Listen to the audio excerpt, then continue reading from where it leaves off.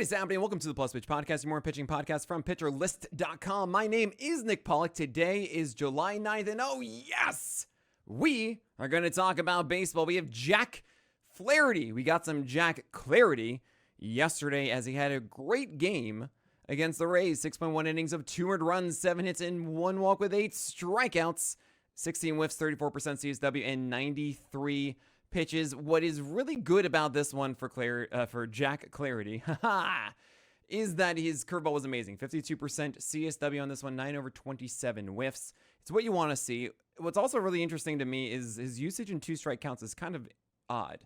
You have 4-seamers being thrown more often, and they are not a good put-away rate pitch.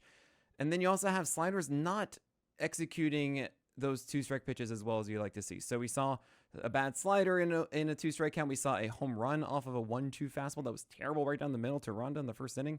Those are little things that I feel are adjustments, but the curveball being so good and the fastball actually being this really high strike and CSW pitch as well led to this one, and you should feel really good about Flaherty moving forward. Yes, I know the 1.33 whip is not fun. The hit per 9 should come down in time. Feel good about this with Flaherty, and for those who are looking back at the last month or so and going, I don't know if this is really going to stick. This is good or not. Yeah, this is very good. It was 2 games of 1,500 runs where he was clearly tipping. We're good now. Nathan Evaldi against the Angels got the win. 6 innings of 0 runs, 5 hits, 0 walks, and 6 strikeouts and 72 pitches. This is his rehab, and the first game was under 50 pitches, and since then he's gone 5 innings and 6 innings of great baseball for you. Nathan Evaldi, don't ever leave us again.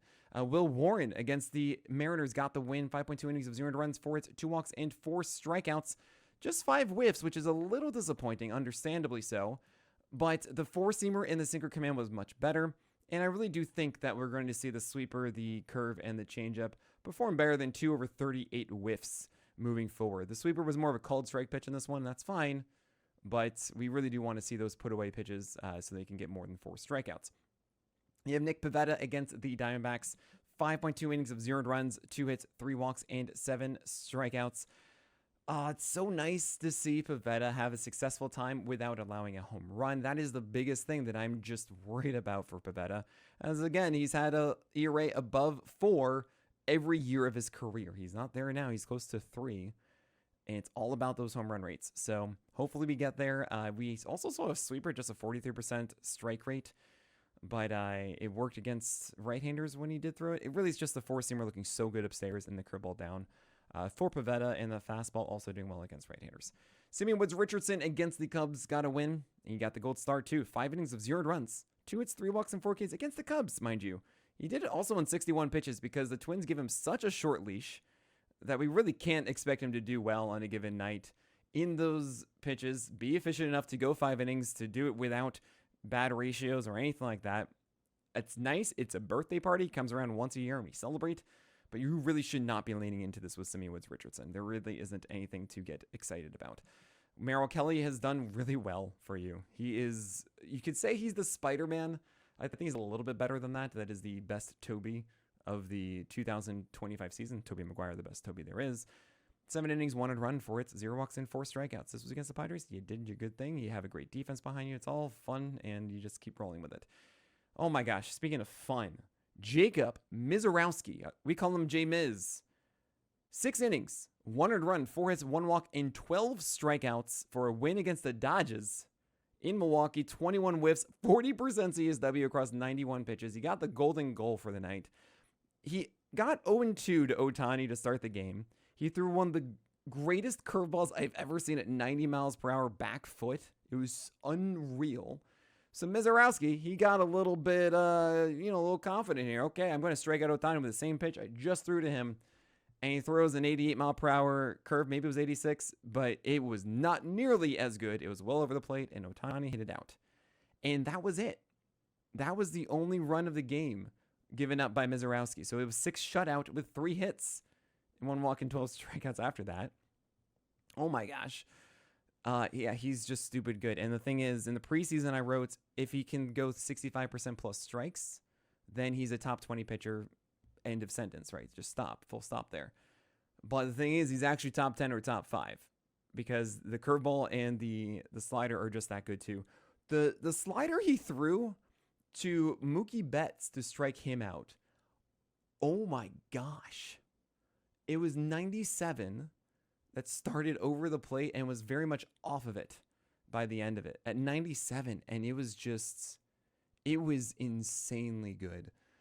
So yeah, you just start him. I mean, ace is going to ace, I guess, but I can't yet because we just did see the volatility last game. So we had 3 amazing ones and we were like, should we give him ace as an ace? And then, okay, we did see some more volatility last start. It was almost actually okay, but now he goes and does this against the Dodgers and it's like, you're just going to start him.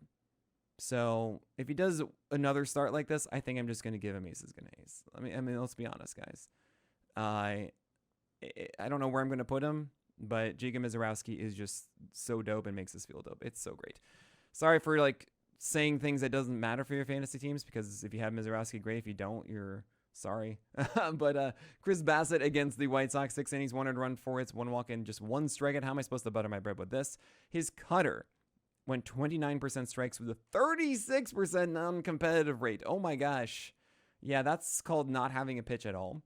Bassett had sinkers and curveballs, and even the curveball wasn't as good as you wanted to be.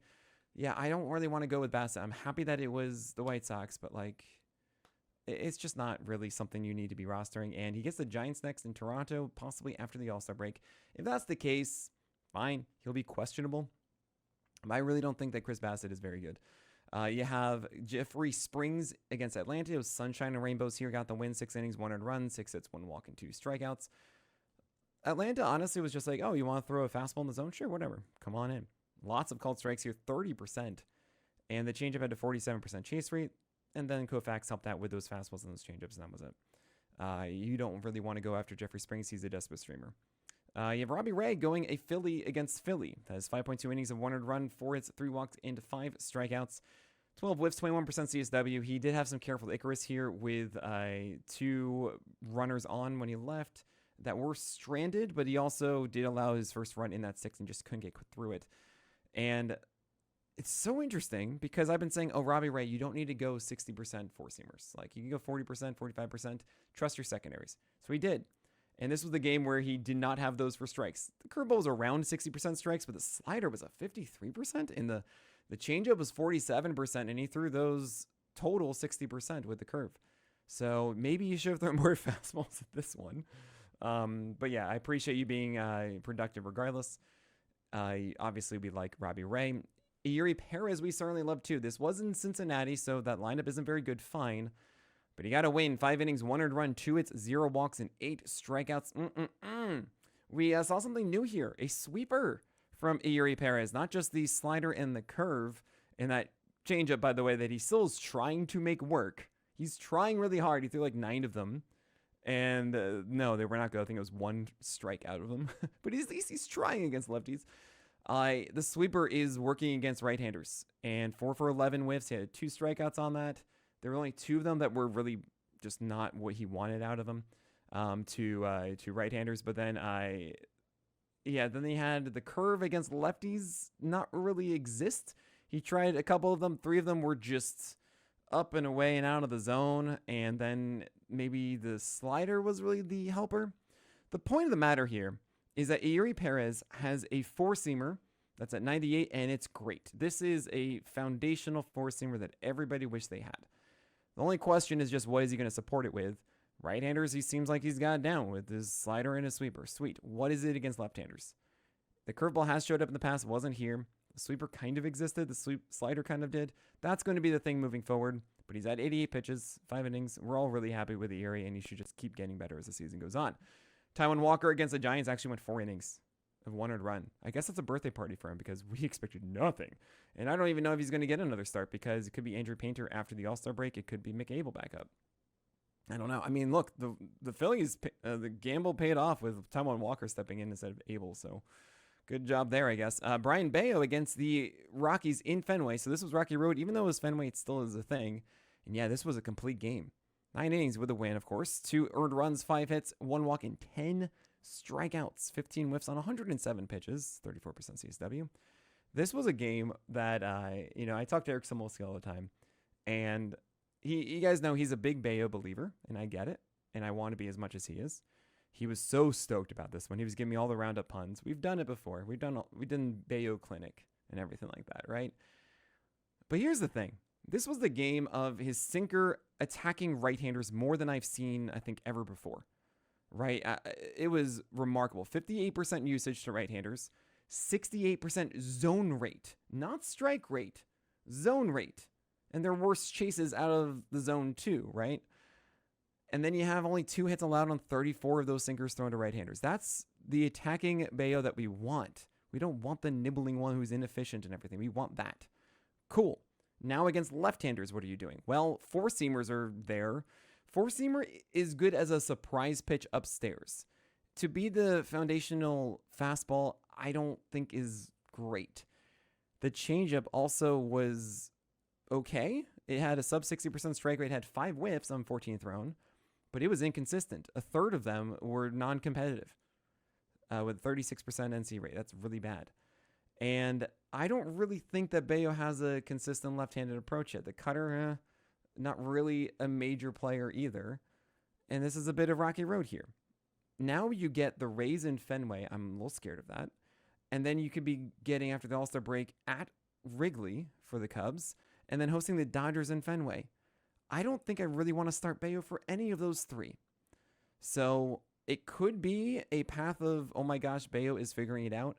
I'm still not convinced, and I don't think that he is in a place that I feel confident in any of those 3 starts. So I'm really sorry to say that, but that's the status of Brayan Bello. All right, we have other guys to talk about, of course, from last night, and we're going to talk about all of them after this break. Mitch Keller, oh man, he went against the Royals, 6.2 innings of 200 runs, 4 hits, 1 walk, and 5 strikeouts. 24% sliders, both to lefties and to righties.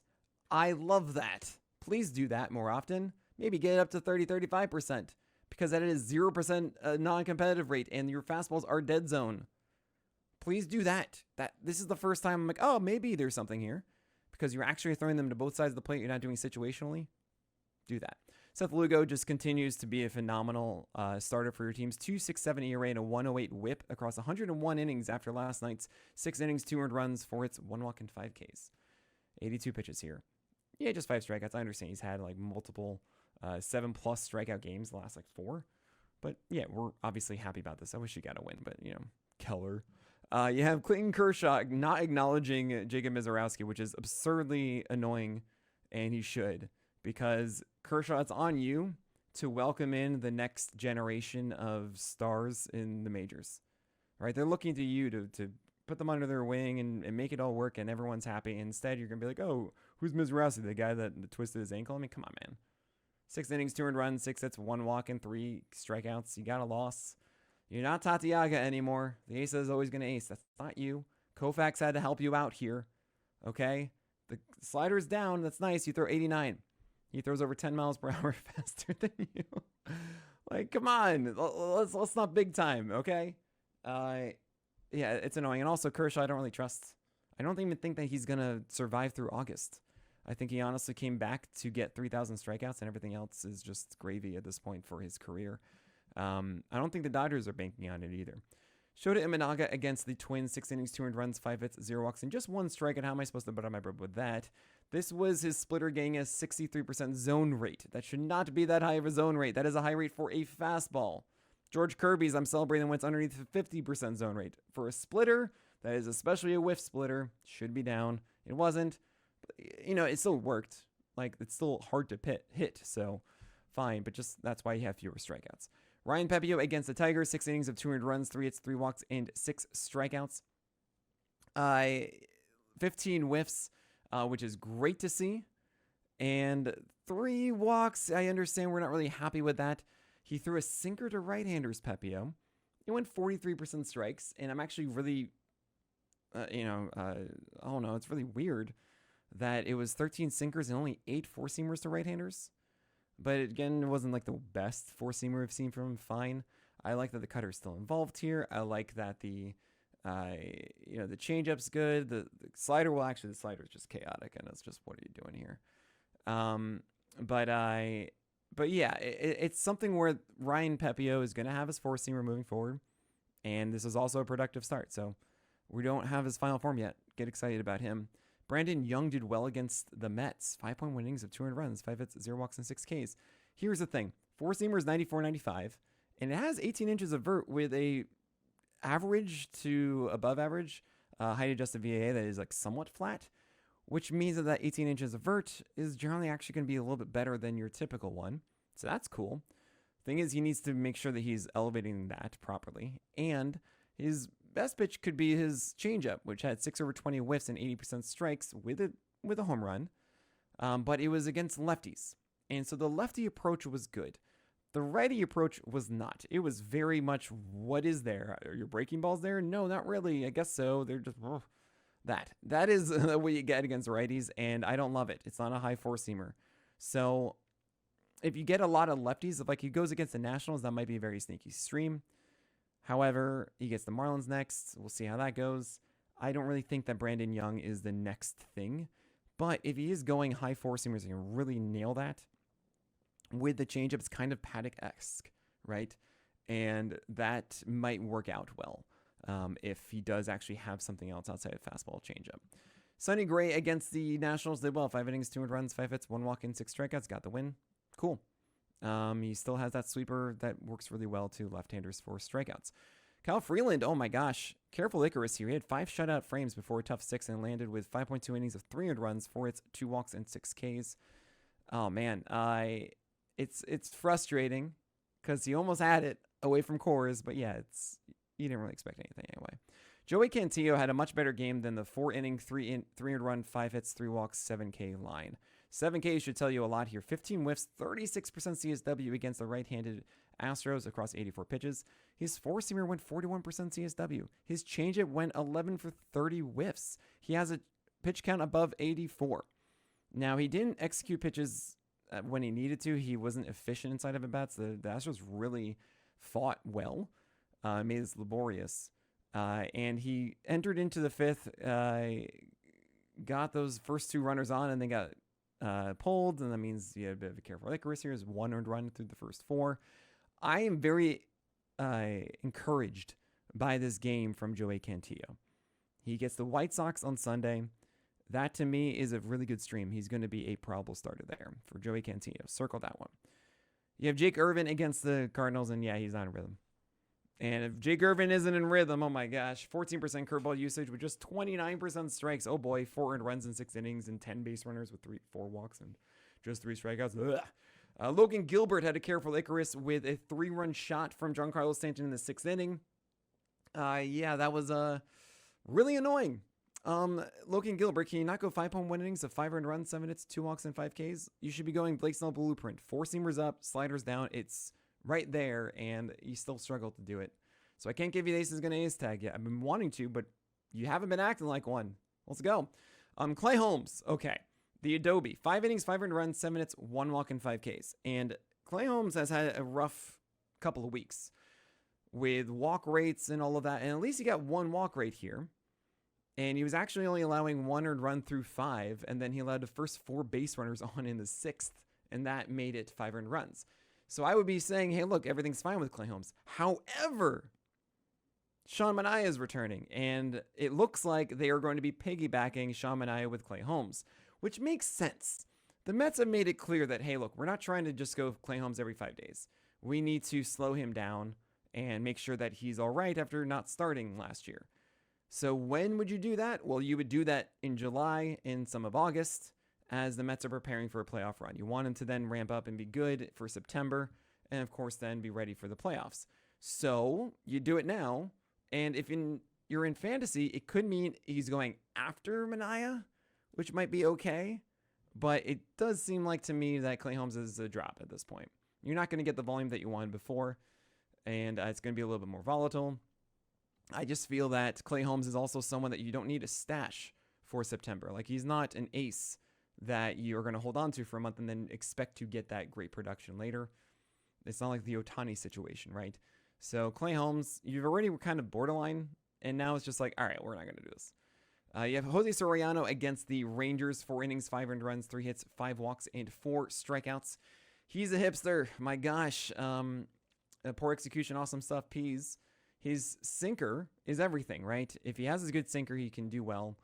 He's gone 50-50 now for 4 starts. Really good, bad, really good, bad. And it was also two really good ones before the first one, but still 4 straight of just bub. And 47% strikes on the sinker here with a 13% NC rate is really bad. He can't have that high non-competitive rate. You got to get it down to 10% if this is the pitch for Soriano. Yeah, he needed help here. He also didn't throw the curve against lefties. I don't know why. Like, the curve should be there to support the sinker, but he still threw so many of them. I don't understand why it was a 57% usage sinker when it was clearly not working. Anyway, Soriano is a coin flip hipster. It's up to you. I'm going to be dropping him on the list a fair amount, and I imagine, yeah, you just pick and choose how you want to use him. Aaron Evaldi, 4 innings of 5 earned runs and 0 strikeouts and 9 base runners in 4 innings. You should not be trusting this guy. This was against the Jays. Yeah, he's not there. You have Nick Martinez against the Marlins, 5 innings of 10 earned runs. Oh my gosh, 10 base runners with 3 walks and 2 Ks. The changeup wasn't there. The strike had a 41%. Sorry, the curve had a 41% strike rate. The 4-seamer couldn't get above the 60% threshold of strikes. It was just bad. The Nick Martinez is a deep streaming option. We had that really good no-hit bid, and then we had a good follow-up. Now this is Miami, but the thing is, he gets Rocky Road. I think he should still do it against Rocky Road. I think it's going to be a questionable start, so fine. And this was very much an off day, right? 2 really good ones and then an off day. Like, okay, I'm not going to turn down Rocky Road with Nick Martinez. And then there's DDA Fuentes, who I've been trying to make work, and it was 1 inning of 8 earned runs and 5 hits, 2 walks, 2 Ks, and 40 pitches. So at some point, DDA Fuentes is going to actually be able to locate his 4-seamer well and his sweeper and hopefully something else. Probably not now. So just know that he exists. He had a 42% CSW at least on his 4-seamer, and that should be a very productive pitch upstairs at some point. But yeah, that was not the time. And last but not least, it's Hunter Brown. He went against the Guardians, 6 innings, 600 runs, 6 hits. Oh no, it's the signs. 3 walks and 3 Ks. Against the Guardians, what's going on here? 12 whiffs. Well, this ace is going to ace guy that I finally reluctantly gave him the tag. I've been saying that he needs more than the 4-seamer. And this was a game where we saw a 57% strike rate on that 4-seamer. So I was expecting the changeup or the cutter or the curve to come through, and none of them really did in a major way. And that's just kind of it. We are going to hand wave this one because 97 mile per hour fastballs are still there. And also, he had to throw more of these changeups and cutters than he expected to. He threw 1 cutter to a lefty, home run. He threw 9 changeups to lefties and allowed a home run. It's only because the 4-seamer just wasn't there, and he had to throw something else. So, the 4-seamer will be back. That's the one thing you can bank on from Hunter Brown. Everything is fine there. That is it for today. Please consider getting PL Pro. I can't emphasize this enough. We are building some incredible things. However, for us to really make the product that you want, the best way to get it in your hands is to support us. So get PL Pro today. You can get it off. You can get 15% off with promo code podcast. So go to pitcherlist.com/premium and sign up for PL Pro yearly at 15% off with promo code podcast. The PL Pro dashboard that we are making for your fantasy teams is something else, and we want to ensure that we are delivering it as you want for next season. So consider getting PL Pro now. It will last 365 days, so you will get this product.